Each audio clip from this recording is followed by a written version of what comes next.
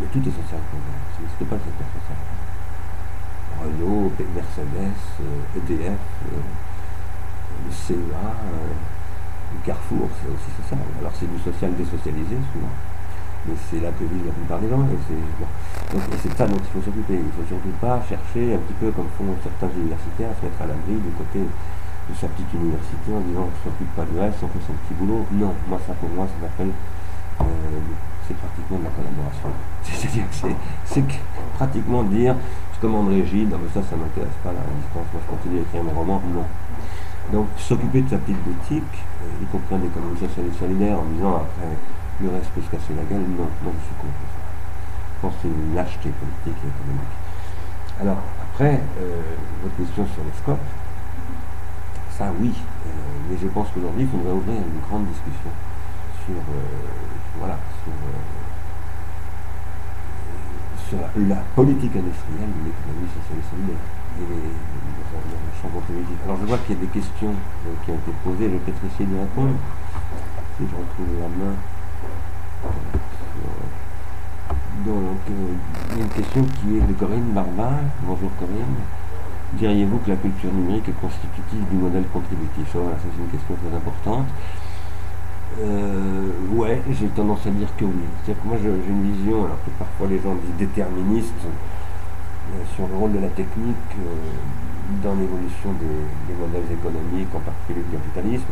En fait, c'est pas du tout un modèle déterministe, pour moi c'est un modèle conditionnel. Je pense que l'histoire du capitalisme contemporain est industrielle et donc technologique, et les modèles technologiques surdéterminent les possibilités des relations sociales. Au sens où Marx parle de relations sociales. Et à partir de là, je pense que le numérique, en effet, qui domine le XXIe siècle, on le voit bien maintenant, alors que le XXe siècle était dominé par l'analogique. L'analogique était organisé sur le modèle producteur de télévision, de ceci, de cela d'un côté, consommateur de l'autre, comme dans le monde de Ford. Le numérique bouleverse totalement cette opposition entre production et consommation, même chez les gens qui ne sont pas du tout des praticiens du logicialisme ou de l'économie sociale et solidaire ou de l'économie de la contribution. Le modèle du numérique repose sur une contribution y compris involontaire. Alors parfois d'ailleurs dans des conditions très problématiques, avec une traçabilité dont les gens ne sont pas conscients et avec une exploitation de leur comportement hyper consumériste. Donc le numérique n'est pas une chose bonne ou mauvaise, c'est un état de fait. Après, c'est à nous de faire quelque chose de bien. Et moi, je dis précisément que l'économie de la contribution, c'est ce qui cherche à tirer de ça ce qui est le meilleur. Donc oui, la culture numérique est constitutive du modèle contributif. Ça ne veut pas dire que tout se passe dans le numérique. C'est ça le problème. Mais le numérique fait qu'il y a une bascule qui s'opère, et qui fait que, parce qu'un système économique, qui est aujourd'hui mondial, mais là, c'est un système dynamique. Ça veut dire que dans un système dynamique, il y a des tendances dominantes, il y a des processus qui subissent la tendance principale. Et là, je pense que la tendance principale, elle est justement à la décentralisation, à la réticulation, à la contribution, mais ça n'empêche pas que des contre-tendances peuvent fonctionner. Après, il y a des choses qui sont dans cette économie qui ne sont pas du tout du numérique. Mais je pense qu'elles sont liées à devenir du numérique. N'importe quel producteur aujourd'hui, par exemple, à moins qu'il vive en pure autarcie, mais ça c'est quelque chose que je combats, cette idée de pure autarcie, parce que je crois que c'est une illusion. Nous aurons 3 milliards d'habitants supplémentaires sur la planète dans 40 ans. Je ne crois pas du tout que l'autarcie réponde à des processus de développement de ce type d'une façon crédible. Donc, en revanche, la reterritorialisation, oui, ça c'est tout à fait autre chose. Elle n'est pas nécessairement, je dirais même qu'elle n'est surtout pas autarcique. L'autarcie pure, c'est le Mandicouara dans la forêt amazonienne, et c'est une formidable culture, enfin ce sont des modes de vie auxquels nous ne pouvons plus accéder quand il y a 9 milliards d'habitants sur la planète, même aujourd'hui. Donc, et d'ailleurs, les Mandicouara aujourd'hui, ils ont la télévision dans l'Amazonie. Ils fabriquent leur électricité eux-mêmes, etc. Ils exploitent des mines de diamants. Ils ont des mitraillettes et ils se battent farouchement pour protéger leur territoire diamantaire. Tout ça a beaucoup bougé depuis l'époque de Claude Lévi-Strauss. Mais je dis ça juste pour rappeler quand même que ça évolue Quoi qu'il en soit, oui, le numérique est constitutif. Ça ne veut pas dire que tout est numérique. Comme quand on dit, si par exemple si on dit l'automobile a été un élément essentiel de l'évolution de l'industrie au XXe siècle, c'est une évidence. Ça ne veut pas dire que tout se passait dans l'automobile, et moi, je suis peu de l'automobile, et pendant très longtemps je n'ai pas eu l'automobile, et quand je disais tout à l'heure la télévision est le cœur de l'immédiateté, oui, mais moi je n'ai pas de télévision. Donc je ne suis pas en train de dire que tout le monde... non, il y a des dominantes, il y a des possibles dynamiques. Alors, une autre question, c'était de Corinne Barba, quel grand bond en avant attendez-vous de l'économie sociale et solidaire? Je l'ai un peu dit déjà, je crois. Alors, je pense que l'économie sociale et solidaire doit maintenant tenir un discours sur la culture industrielle. C'est absolument fondamental. Elle doit, je ne vais pas employer le langage du président de la République française, parce que c'est un langage que je trouve extrêmement vulgaire, sauf tout le respect que je lui dois en tant que président de la République, mais elle doit se désinhiber, pour ne pas dire se décomplexer. C'est-à-dire qu'il faut aller beaucoup plus loin. J'ai eu la chance d'avoir une discussion l'autre fois avec Michel Rocard. J'étais invité dans le Nord-Pas-de-Calais, un colloque auquel était Michel Rocard. J'étais très content d'avoir Michel Rocard, très très sensible à ce discours. Ça ne m'étonne d'ailleurs pas vraiment parce que j'ai des amis qui le connaissent bien et qui, je sais que ça fait des années qu'ils me sensibilisent à ces questions. Mais là, j'ai eu l'impression, parce que je regrettais, moi, beaucoup que M. Rocard, par exemple, dans la préface de la deuxième édition de La fin du travail de Jeremy Rifkin, disait, voilà, le tiers secteur. Il cantonnait tout ça au tiers secteur. Il a semblé être tout à coup, en effet, sensible à l'idée que peut-être ça pouvait faire bouger toute l'industrie, pas seulement le tiers secteur. Voilà le grand bond en avant que j'attendrai aussi de quelqu'un comme Edgar Morin, par exemple, qui parle beaucoup de tout ça, à moi, à mon avis, avec une pensée qui date du XXe siècle. Parce que ça manque totalement d'ambition. C'est comme si on acceptait de dire oui, il y a tout un secteur qui reste pourri, atroce, mais bon, c'est trop tard, on n'y peut rien. Non, c'est pas vrai du tout, on n'y peut tout. Même quand on discute aujourd'hui avec des gens du top management de très grandes entreprises de ces questions, eux-mêmes sont convaincus que ça ne peut pas durer. Donc, eux-mêmes sont convaincus que la motivation sur des modèles contributifs est infiniment plus grande chez leurs collaborateurs, mais aussi dans leur clientèle. Bon. Le grand problème, c'est l'actionnariat et l'entrepreneuriat. On a détruit les entrepreneuriats, on a substitué aux entrepreneurs des managers, et ces managers mettent en œuvre des modèles hyper-consuméristes, hyper-spéculatifs, parce que les actionnaires, ils veulent que spéculer, ils ne veulent pas investir. L'économie de la transition, c'est l'économie de l'investissement. D'abord l'investissement de tout un chacun, l'investissement personnel, l'investissement psychologique, la motivation, mais c'est aussi une nouvelle politique d'investissement public ou de grands groupes sur de très long terme, parce que c'est une mutation industrielle majeure, et la construction de ce modèle contributif ne va pas se faire en 3 semaines, ni même en 3 mois ou en 3 ans. C'est un investissement sur 20 ou 30 ans. Le passage du modèle qui datait du 19e siècle, du productivisme européen, au modèle américain a pris largement 30 ans.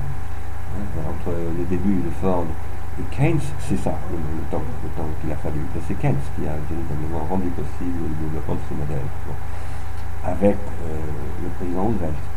Donc ça a été plus de 20 ans, et c'est passé par de très dures crises économiques, la crise financière de 1912, la crise de 29, etc. Donc c'est pas une affaire où en claquant des doigts, non, c'est un combat de longue haleine, où il faut impliquer des fiscalistes, il faut impliquer des spécialistes dans l'organisation du travail, il faut des ergonomes, etc., des ingénieurs, bien entendu, des financiers. C'est un grand, grand chantier qu'il faut mettre au cœur de la future campagne électorale qui s'ouvre en ce moment sur les présidentielles, en disant que nous exigeons, nous, une nouvelle politique industrielle européenne à ce niveau-là. C'est ça pour moi le grand bond en avant que j'attends de l'économie sociale et solidaire. Alors une autre question, c'est les patrons de l'économie sociale et solidaire sont à des lustres de l'apport du numérique pour le contributif. SP, je ne sais pas ce que ça veut dire. Social Planète, oui, ouvre pour cela. Mais comment lever les freins? Eh bien, en faisant des opérations comme ça. Moi, je veux bien ouvrir un groupe de travail, si ça vous intéresse, entre Ars Industrialis et Social Planète ou d'autres, pour discuter de ça. Mais je vous invite aussi à suivre les travaux d'Arsène Socialiste dans le groupe Économie de la contribution, qui aujourd'hui travaille avec des économistes tout à fait extrêmement qualifiés sur ces questions. Nous faisons des propositions très précises et très concrètes. Nous allons publier un livre sur ce sujet bientôt. Et nous sommes tout à fait partants pour les collaborations que nous avons avec beaucoup d'autres d'ailleurs en ce moment. Voilà. Une autre question. Social Planet veut continuer à prêcher, mais a besoin de parrains de renom qui soutiennent. Acceptez-vous d'être parrain à côté de penseurs? Bien entendu. C'est ce que nous allons continuer à suivre. Nous allons suivre les travaux d'Arsène Socialiste, c'est fondamental pour nous. Je m'en réjouis beaucoup. Et donc, oui, faisons un partenariat, essayons peut-être de faire un point régulier. Comme ça, par exemple. On peut aussi faire, si vous voulez, un jour une rencontre entre des personnes. Bon, moi, j'ai aussi des contacts avec Patrick Vivray, avec un certain nombre de personnes qui sont des penseurs de l'économie sociale et solidaire, qui ont écrit beaucoup là-dessus. Peut-être qu'un jour, nous pourrions véritablement organiser une discussion approfondie. Ça, vous parlez de logiciel libre, ça s'appelle justement quelque chose qui parle. Depuis le départ du projet, on est dans cette optique-là de communication sociale au final, sans vraiment l'exprimer, c'était plus sur l'économie sociale et solidaire, mais au final, pour moi, l'économie sociale et solidaire, c'est celle de l'économie contributive, mais je dirais que c'est de l'économie contributive dans un champ spécifique, qui est justement l'économie sociale et solidaire. C'est-à-dire, par exemple, tout ce que justement Michel Ancel appelle le tiers secteur, tout ce qui constitue les entreprises de l'insertion, par exemple, les AMAP, etc. Mais on peut aller beaucoup plus loin. Et je pense qu'il faut que l'économie sociale et solidaire ouvre la discussion avec d'autres secteurs. Par exemple, avec le logiciel libre en tant qu'entreprise, parce que le logiciel libre, c'est un modèle pour les informaticiens, mais c'est aussi un modèle entrepreneurial. Moi, je connais des entreprises de logiciel libre, dont certaines sont des PME assez importantes en nombre de collaborateurs. Il y en a qui ont d'ailleurs plusieurs milliers de collaborateurs, et qui sont aux États-Unis en particulier, qui sont très développés. Et je pense que ce serait très important d'ouvrir une discussion avec tous ces gens-là, parce que aussi d'ouvrir d'ailleurs une discussion sur les problèmes que posent parfois les modèles de ce qu'on appelle le tyran éclairé, ou je ne sais pas quoi, vous voyez ce que je veux dire. Voilà, je pense qu'il faudrait peut-être ouvrir des assises, peut-être faire un forum social de l'économie sociale, solidaire et contributive, où on ouvrirait vraiment quelque chose en large, et là, je crois que ça a coupé, je vois qu'il y a plus de... Je ne vois plus. Ah non, c'est que l'image est très lente. Okay. Non, je me dis qu'il faudrait ouvrir une discussion très largement. Et inviter aussi, par exemple, des gens de l'économie financière coopérative. Le crédit coopératif, en principe, est sur un modèle comme ça. Normalement, les caisses d'épargne, les crédits agricoles, le crédit mutuel devraient discuter de ça. Je suis moi-même souvent en discussion avec les mutuelles, parce que je suis membre de l'Institut d'Hydro, qui est soutenu par Covea, qui est une économie mutualiste. Il y aurait vraiment des discussions à avoir. Peut-être qu'il faudrait aussi inviter d'ailleurs des coopératives bancaires allemandes. 40% du secteur bancaire allemand est coopératif. Or, voilà, et peut-être qu'il faudrait dire aussi à ces coopératives, à ces banques coopératives, vous avez dérivé par rapport à vos contraintes et à vos objectifs, à vos missions, et il serait peut-être temps de commencer à discuter sérieusement, y compris faire non pas ce que proposait ce footballeur, comment s'appelle-t-il, Cantona, de retirer toutes ces économies d'un coup de toutes les banques, mais de dire on va faire un appel d'offres aux banques coopératives les plus coopératives, les plus ouvertes à l'économie sociale, solidaire et contributive, et puis le meilleur gagnera, c'est-à-dire qu'on mettra toutes les économies dans celle qui a fait la meilleure. On pourrait faire du mieux-disant contributif. Et ça serait très très intéressant, parce qu'il faudrait mettre un petit peu en compétition toutes ces banques, qui sont quand même remplies de gens qui sont devenus des ronds de cuir aussi parfois, et qui ont totalement intégré une espèce de ronron qui n'est ni fonctionnaire ni capitaliste au sens classique du terme,